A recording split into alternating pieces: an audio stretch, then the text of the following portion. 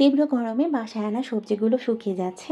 ফেলে দিয়ে অপচয় না করে টিপসটি ফলো করুন। প্যাকেটের মাঝে অবশিষ্ট যে খাবারটি রয়ে গিয়েছে তার গুণগত মান বজায় রাখার উপায়।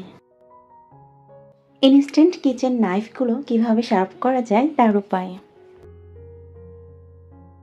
খুবই সহজে কাঁচের জারগুলো থেকে ব্যাড স্মেল কিভাবে দূর করা যায় তার উপায়। এই যে ব্যবহৃত টি ব্যাগগুলো রয়েছে তার পুনরায় সঠিক ব্যবহার উপায়।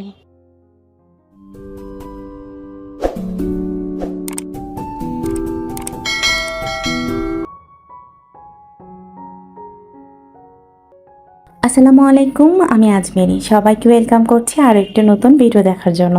তবে আজকের এই ভিডিওটিও আমি কিচেন টিপস এবং ট্রিক্সগুলোকে ঘিরেই তৈরি করেছি। ইদানিং বেশ আগ্রহ এবং ভালো লাগা কাজ করছে নিজস্ব ক্রিয়েটিভতায় এই টিপস এবং ট্রিক্সগুলো তৈরি করতে।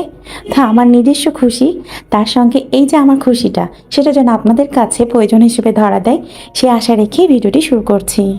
কোথাও কোথাও তীব্র মাঝারি মৃদু তাপ প্রবাহ বয়ে চলেছে, আর এর মাঝে জনজীবন বেশ অতিষ্ঠ। সেখানে বাজার থেকে সতেজ সবজিগুলো আনার পরেই দেখবেন নিস্তেজ হয়ে যাচ্ছে।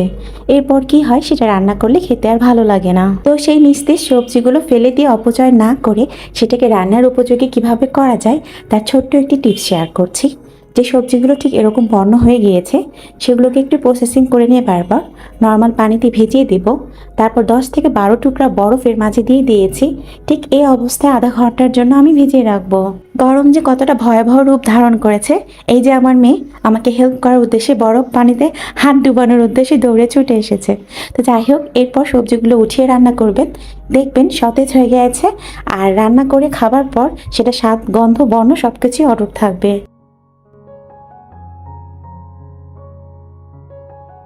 প্রতিনিয়ত আমরা আমাদের প্রয়োজনকে মাথায় রেখে কিন্তু প্যাকেটজাতকরণ খাবারগুলো কিনে থাকি। আর প্যাকেটজাতকরণ খাবারগুলো কৌটায় ঢেলে সংরক্ষণ করি।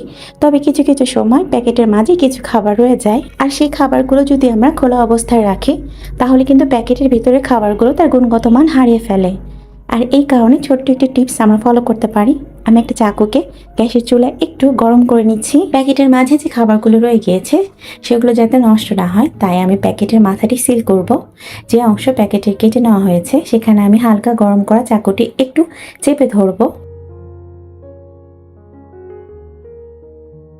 তবে একটা জিনিস মাথায় রাখতে হবে, যখনই আমরা মুখটা সিল করব তার পূর্বে প্যাকেটের মাঝে যে বাতাসটা প্রবেশ করেছে আমরা চেষ্টা করব সেটাকে একটু বের করে নেবার। এরপর আমরা ঠিক এভাবেই সিল করে নিতে পারি। এভাবে মুখটা বন্ধ করে রাখলে খাবারের গুণগত মানটা যেমনটা ভালো থাকে, খাবারগুলোও কিন্তু নষ্ট হয় না, আর পড়ে যাবারও কোনো ভয় থাকে না। তো আশা রাখছি ছোট্ট টিপসটি আপনাদের কাজে আসবে।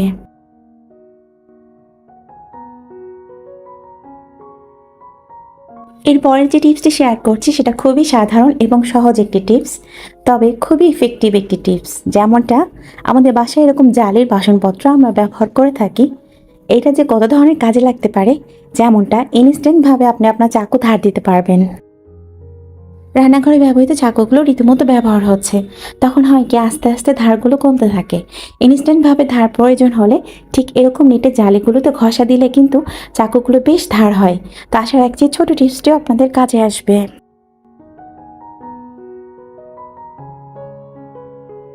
এরপরের যে টিপসটি শেয়ার করছি সেটা আমাদের কাঁচের জারগুলোর ব্যবহারকে ঘিরেই। কাঁচের জার রান্নাঘরে নানা কাজে ব্যবহার করি আমরা, তবে সাধারণত আচার রাখার ক্ষেত্রে কিন্তু বেশি প্রেফার করা হয়। আচারগুলো যেহেতু দীর্ঘদিন ডুবো তেলে ভিজে রাখা হয়, যখন আচারগুলো শেষ হয়ে যায় সেই বয়ামগুলো কিন্তু তেল চিটচিটে গন্ধ হয়ে যায়।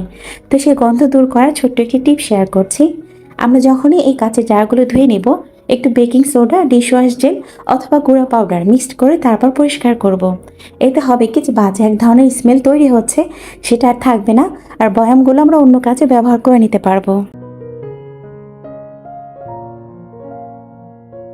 ব্যবহৃত চা পাতার নানাবিধি ব্যবহার উপায় রয়েছে, যেটা একটু একটু করে আপনাদের সঙ্গে শেয়ার করি। আজকে একটি উপায় শেয়ার করছি। আমরা যখন মাছ ধোয়া থেকে শুরু করে আদা রসুন কাটা বা পেঁয়াজ কাটা এই কাজগুলো করে থাকি, হাতে এক ধরনের গন্ধ, বলা চলে ব্যাড স্মেল হয়ে যায়।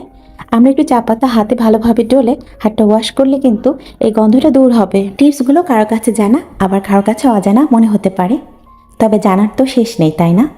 জীবন যতদিন রয়েছে প্রতিনিয়ত আমরা শিখতেই থাকবো। তো চলুন নতুন কিছু শিখি। আল্লাহ হাফিজ। আসসালামু আলাইকুম।